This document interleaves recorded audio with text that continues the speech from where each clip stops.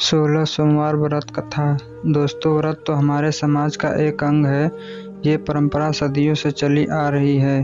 व्रत करके हम अपने घर के सुख शांति के लिए वरदान प्राप्त करते हैं। लेकिन क्या आपको मालूम है कि इसका अनादर करने वालों का क्या दुष्परिणाम होता है? आइए जानते हैं 16 सोमवार व्रत की कथा। भगवान भोलेनाथ अपनी पत्नी माता पार्वती के साथ एक बार घूमते हुए धरती पर काशी पहुँचे। वहाँ शिव जी का एक बड़ा सा मंदिर एक राजा ने बनवाया था। शिव पार्वती दोनों को वह मंदिर बहुत पसंद आया, इसलिए दोनों वहीं भेष बदल कर रहने लगे। कुछ समय के बाद माँ पार्वती ने भोलेनाथ से कहा, प्रभु, मुझे चौसर खेलने की इच्छा है। भगवान भोलेनाथ ने सारा इंतजाम किया और दोनों आराम से चौसर खेलने लगे। तभी वहाँ मंदिर के पुजारी आ गए। पुजारी ने देखा कि ये कोई बाहरी इंसान आकर पूरे मंदिर को गंदा कर दिया है।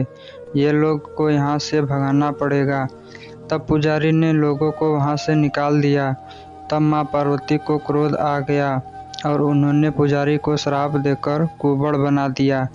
फिर माता पार्वती शिव जी के साथ कैलाश पर्वत लौट गईं। अब वहाँ के लोग उस कुबड़ पुजारी से दूर भागने लगे। कोई उस पुजारी से बात भी नहीं करता था। सब लोग उस पुजारी को अछूत मानने लगे। वहाँ के राजा ने भी उसे मंदिर के कार्य से हटा करके किसी दूसरे ब्राह्मण को मंदिर का पुजारी बना दिया। कुबड़ पुजारी होने के कारण अब उसे कोई काम भी नहीं मिल रहा था, तो उसने उसी मंदिर के पास बैठकर भीख मांगने लगा। कुछ दिनों के बाद की बात है। वो कुबड़ पुजारी रात में उसी मंदिर के पास सोया था। तभी उसके सपने में एक देवी आई और उससे पूछा कि ये हालत तुम्हारी कैसे हो गई। पुजारी को देखकर उन्होंने उसकी हालत का कारण पूछा। तब पुजारी ने माँ पार्वती द्वारा मिले श्राप के बारे में उन्हें बता दिया। सारी बातें जानने के बाद पुजारी को देवी माँ ने पूरे 16 सोमवार तक विधिवत व्रत रखने के लिए कहा। पुजारी को इस पूजा की विधि नहीं पता थी, तो उसने देवी माँ से इसके बारे में पूछा। उन्होंने बताया कि हर सोमवार को सूरज उगने से पहले उठना होगा। फिर नहा धोकर साफ कपड़े पहनने के बाद गेहूं के आटे से 3 लोइयाँ बनाना। उसके बाद घी से दीप जलाते हुए गुड़, बेलपत्र, अक्षत, फूल, चंदन, जनेऊ लेकर संध्या के समय सूरज डूबने से पहले प्रदोष काल में भोले बाबा की पूजा करना। पूजा करने के बाद 1 लोइया शिव शंभू को अर्पण करना और 1 खुद ग्रहण करना। उसके बाद बचे हुए लोइया को आसपास के लोगों में प्रसाद के रूप में बांट देना। इस तरह पूरे 16 सोमवार करने के बाद 17वें सोमवार को आटा लेकर उसकी बाटी बनाना। फिर उसमें घी के साथ गुड़ डालकर चूरमा तैयार करना। इसका शिव जी को भोग लगाकर इसे आसपास मौजूद सभी लोगों को प्रसाद के रूप में बांट देना। इस तरह से व्रत करने से भगवान शिव तुम पर प्रसन्न होकर कुबड़ की समस्या दूर कर देंगे। ये सारी बातें बताकर देवी माँ उसके सपने से गायब हो गईं। उनके जाने के बाद पुजारी ने हर सोमवार को विधिवत व्रत और पूजन किया। 16 सोमवार पूरा करने के बाद 17वें सोमवार को सबको प्रसाद बांटते ही उसके कुबड़ की समस्या दूर हो गई। पूरे राज्य में हाहाकार मच गया कि कुबड़ पुजारी अब सही हो गया। उसके सपने में स्वयं देवी माँ आई थी और उसको विधि बताकर गई हैं। जब यह बात राजा को पता चला तो वह भाग कर आया और पुजारी के चरणों में गिर गया। पुजारी के ठीक होने पर राजा ने दोबारा उस मंदिर में पूजा पाठ करने का जिम्मा उसे सौंप दिया। कुछ दिन बाद एक दिन दोबारा भोलेनाथ अपनी पत्नी माता पार्वती जी के साथ उसी मंदिर में पहुँचे।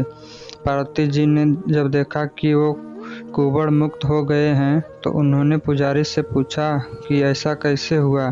जवाब में पंडित ने उन्हें 16 सोमवार व्रत करने की अपनी कथा के बारे में बताया।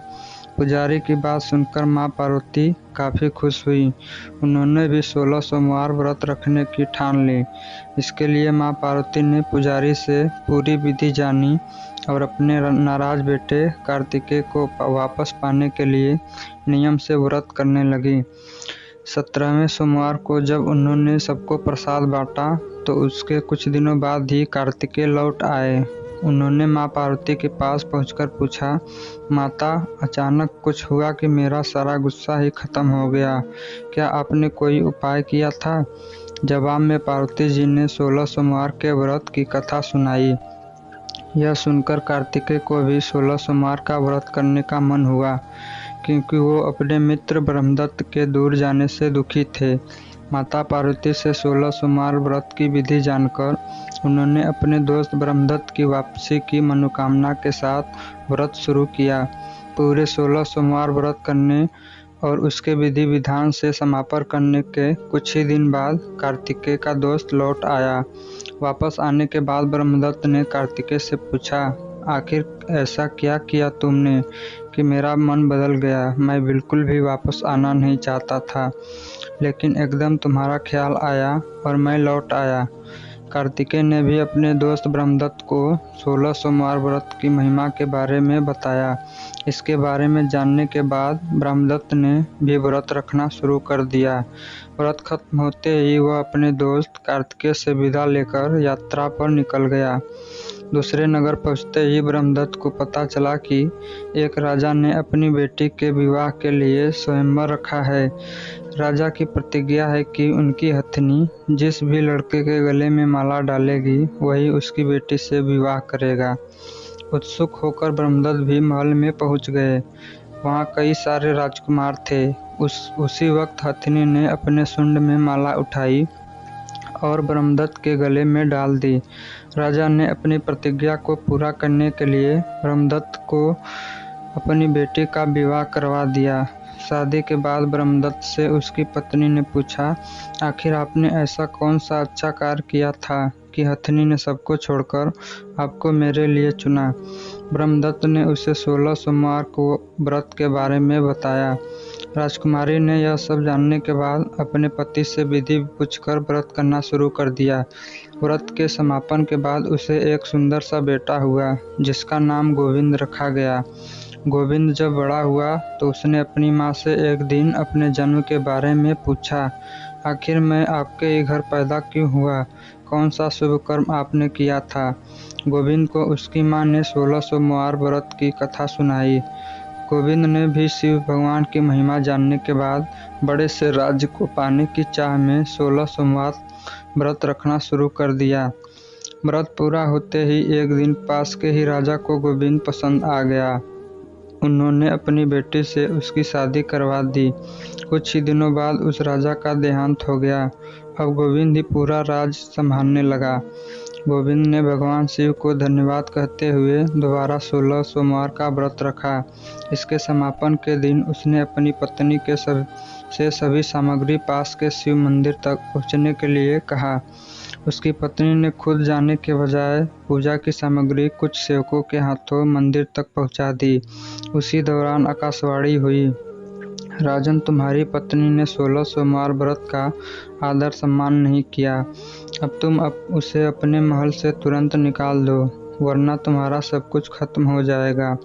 गोविंद ने अपनी पत्नी को अपना आदेश न मानने और भगवान शिव के अनादर के लिए महल से निकाल दिया।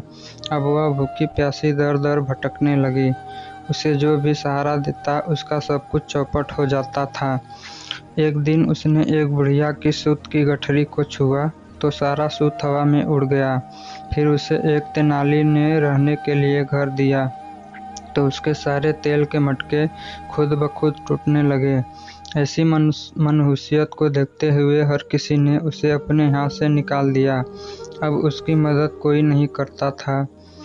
प्यास के मारे जब वो किसी नदी के पास पानी पीने के लिए पहुंचती तो वो नदी सूख जाती। फिर एक दिन वह जंगल में पेड़ के नीचे छांव पाने के लिए बैठी। उसी वक्त पेड़ सूख गया। देखते ही देखते सारे हरे भरे पेड़ सूखने लगे। कुछ देर बाद वो एक तालाब में पहुंची। वहां का पानी जैसे ही उसने छुआ उस पर कीड़े पड़ गए। यह सब देखकर वो हैरान हो गई और उसी कीड़े वाले पानी को उसने पी लिया। भटकते भटकते एक दिन रानी उसी कुबड़ वाले पुजारी के पास पहुंची। उसे देखकर पुजारी समझ गया कि इसके साथ कुछ सही नहीं चल रहा है। उसने रानी को मंदिर में ही रहने की इजाज़त दे दी। रानी मंदिर में सब्जी या फल को हाथ लगाती तो वो सड़ जाते, आटे को छूती तो उसमें कीड़े पड़ने लगते, पानी से बदबू आने लग जाती। यह सब देखकर पुजारी ने कहा, लगता है तुमसे बड़ा कोई अपराध होगा, जिससे नाराज होकर देवताओं ने तुम्हें दंड दिया है। इस बात के जवाब में रानी ने पुजारी को शिव की पूजा करने के लिए सामग्री से जुड़ी पूरी कहानी बता दी। यह बात जानने के बाद पुजारी बोले, तुम कल से ही 16 सोमवार का व्रत करना शुरू करो। इससे प्रसन्न होकर भोलेनाथ तुम्हें माफ कर देंगे। पुजारी से 16 सोमवार की विधि समझने के बाद अगले ही सुबह सोमवार से रानी ने व्रत रखना शुरू कर दिया। पुजारी उसे हर सोमवार को व्रत कथा भी सुनाते थे। 17वें सोमवार को जैसे ही रानी ने अपने व्रत का समापन किया, वैसे ही गोविंद को अपनी पत्नी की याद आई। उन्होंने अपने सैनिकों को उसकी खोज में भेजा और घर वापस लाने का आदेश दिया। सैनिकों को जब पता चला कि वह मंदिर में रह रही हैं, तो उन्होंने रानी को अपने साथ चलने की प्रार्थना की। तभी पुजारी वहां पहुंचे और सैनिकों को वापस महल लौटने के लिए कहा। गोविंद को जब पता चला कि उसकी पत्नी मंदिर में है, तो वह उसे लेने के लिए वहां पहुंचे। उन्होंने पुजारी से माफ़ी मांगी और सब कुछ बताया। पुजारी ने भी कहा कि यह सब भोले का प्रकोप था, आप अपनी पत्नी को ले जाइए। गोविंद और उसकी पत्नी के महल पहुंचते ही वहां खुशियां मनाई जाने लगी। खुशी के मारे गोविंद ने पूरे नगर में मिठाई बंटवाई और ब्राह्मण व निर्धनों को खूब दान दिया। अब रानी महल में भगवान शिव की पूजा और 16 सोमवार का व्रत रखते हुए खुशी खुशी रहने लगी। कहानी से सीख, छोटी छोटी गलतियां हमारे जीवन में हो जाती हैं, इसका मतलब ये नहीं कि हम उसका उपहास बनाएं। कहे गए कार्य को ठीक ढंग से करना चाहिए। कभी भी देवी देवता का अनादर नहीं करना चाहिए, खासकर पूजा अर्चना को, अन्यथा नकारात्मक परिणाम भुगतने पड़ सकते हैं। धन्यवाद।